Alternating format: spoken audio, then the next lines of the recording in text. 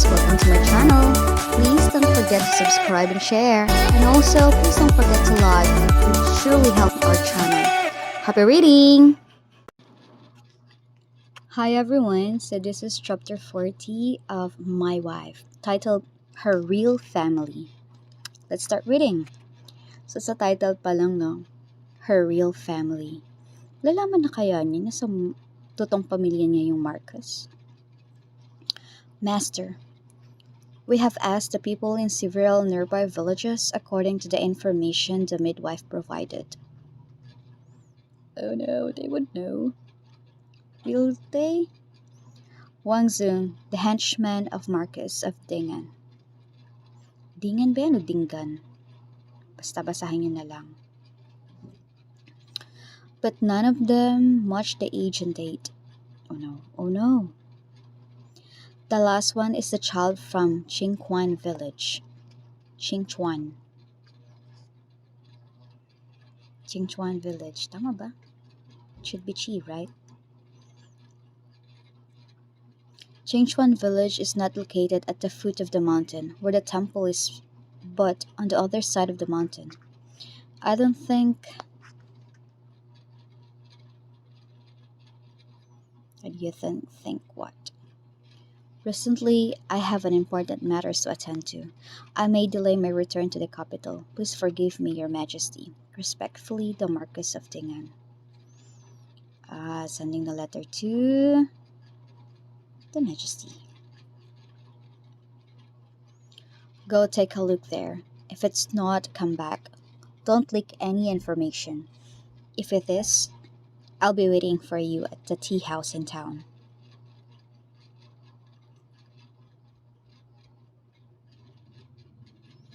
Paano kaya kung malaman niya na siya yun? Tapos ididinay niya agad. Grabe. Agad-agad yarn.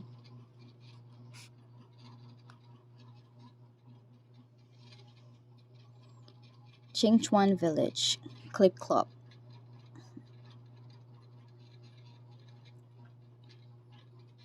Ayan na naman yung mga Marcos na yun. Grabe ko mga ano. Nanny, someone is looking for Grandpa. He came in a nice carriage. Grandpa? So lalaki ang nagpaanak? Di ba dapat grandma? Ang sabi ng babae dapat eh.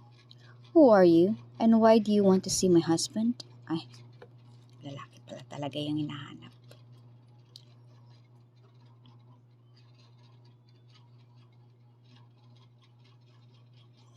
I'm Wang, and I heard there was a child born at a temple in your family. I want to inquire about the kid. But I'm quite busy. Ay, magpapabayad siya. Ay, nako, talaga itong mga pamilya ni ano eh. Pamilya ni Gujiao. I'll pay for your loss. Nako, mga mukhang pera talaga. Tamo itong mga auntie niya oh. Pera lang talaga lagi ang habol. Anything you would like to know. Darn, she took my money. Mukhang pera talaga. Siya yung nanghingi, yung isa naman yung kumuha.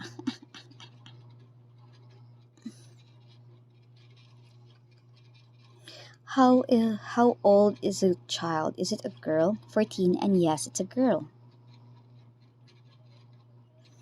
Which month was she born in? I know, it's October. What day? On the 7th or 18th. She was born in the temple on the other side of the mountain.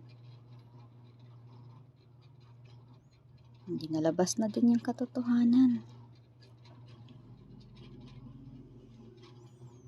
Hun, was Zhao born on the 17th or the 18th? Hindi nila alam.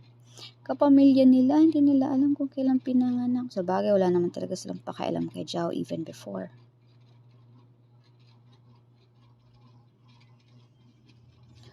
On the 18th. What? Whoa, nice courage.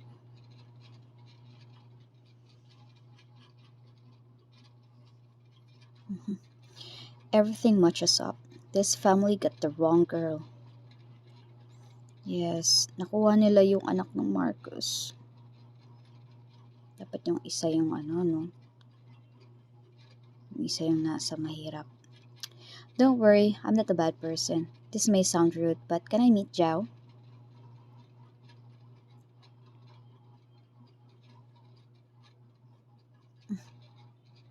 Bakit no ang sagot mo? No. Oh, no, because kasi hindi naman siya nakatira.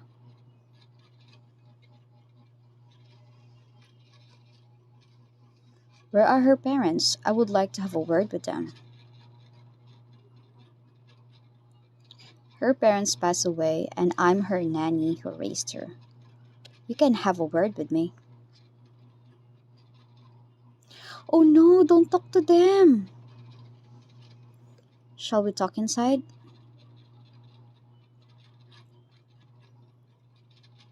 Her parents passed away?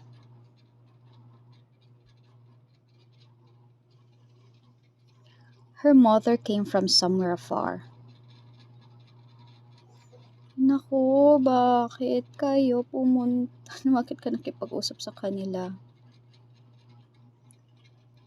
At that time, she secretly went over the mountain to see her father, who was seriously ill. She was trapped there for 2 days due to a flood. And when she came down the mountain, she was carrying a newborn.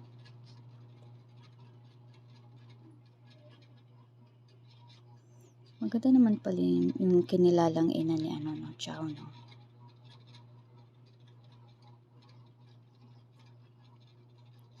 Zhao has red spots on her face. It's so ugly. I thought Zhao's mother lost her own baby and took someone else's baby. Zhao doesn't look like her father at all.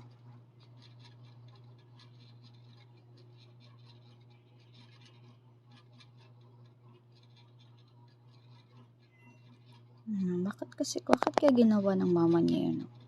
Siyempre, mahirap lang sila. Gusto niya yung mabigyan ng bagong buhay. Later, I specifically asked the abbot, and he said that there was also a lady from the capital who gave birth in the temple.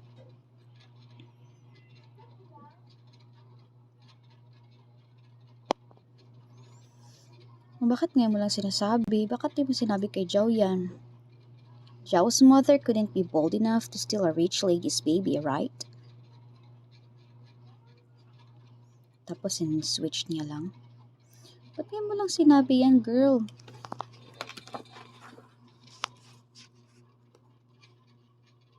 Tapos hindi mo pa kay Zhao sinabi. Sa bagay, si Raul, ano naman talaga yung tingin nila kay Zhao, slow learner. This kid is the one I've been looking for. Judging by their tone, I think they had known the baby swap.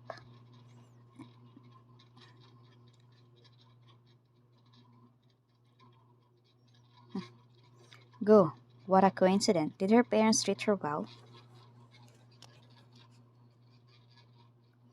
Yeah, her father cherished her. Tomoto guilty.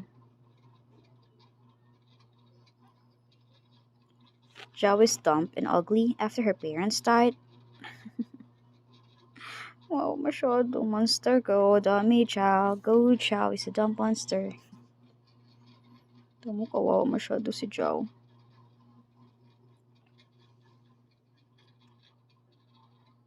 To tell you the truth, the lady who gave birth in the temple was my master's wife. And they might have accidentally swapped the babies. To, mga mukhang pera na naman. What did you say? Please say it again. Guja is a daughter of my master. And your master is? Marquess of Dingan. Baka ibang bata yung ibigay nila, no? May pang babae sa pamilya. Parang lalaki na lang, di ba? The dumb girl turns out to be a rich lady? Boom! Lagot kayo. My master is in town. Can I take the child to see him? Dapat hindi mo sinabi agad. We've been bullying that girl for years. If the Marcus find out, Will he put us in jail? Of course you will. Mother, what happened? Ay, dapat itong kinausap nila, oh. Kasi ito yung mabait kay Jao.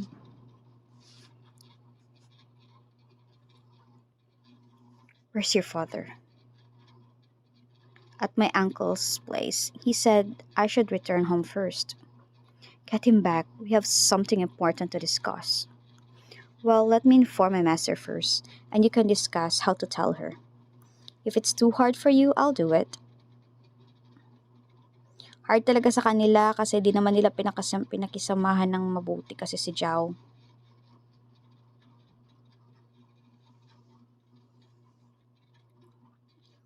Say something. What should we do? Gujao hasn't a good day since she came to this family. She did all the dirty and tiring work. We even married her off to a layman and kicked her out to form her own family. If the Marcos finds out, lagot kayo. You will fill in for Gujao. Huh, Yui? We treated Gujao like that. The Marcos will definitely retaliate against us if we show him the real Gujao. Uy, mga bad talaga kayo. We can't do that. We'll be dead if the Marcos finds out.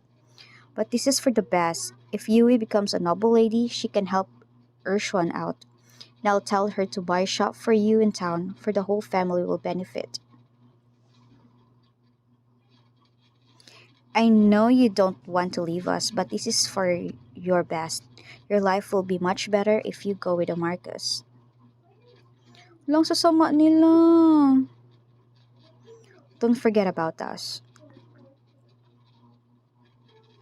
The Marcos is not taking you away. We just want to see you. If you really don't want to leave here, she'll be fine. They're her real family. She should stay with them. Go, Yui. I mean Zhao. It's getting dark. Hurry there and come back soon. I don't want to go to a strange place. Take care of yourself. I want to leave home. Now we can rest easy. Gujao will never know. Okay, here's the brother. Why did Xiaoshun come back so early? It's okay. He wouldn't know. So, huh? Guyue?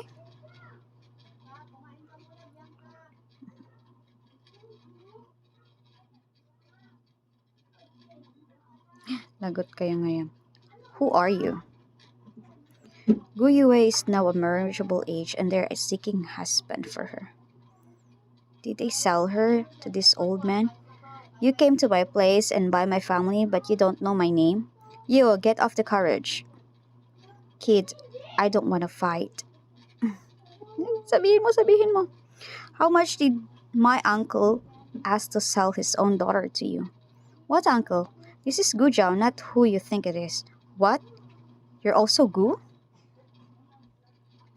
What is wrong with you? You think I don't know what Gujao looks like? She's my sister. Open your eyes. This is my uncle's daughter. Go Yue. Busted! Buti na lang talaga dumating ka, boy. Buti na lang. Alright, this is the end of this chapter. Let's see what will happen on the next one. See you guys. Please don't forget to like and subscribe. Bye-bye. Thank you for reading with me, everyone.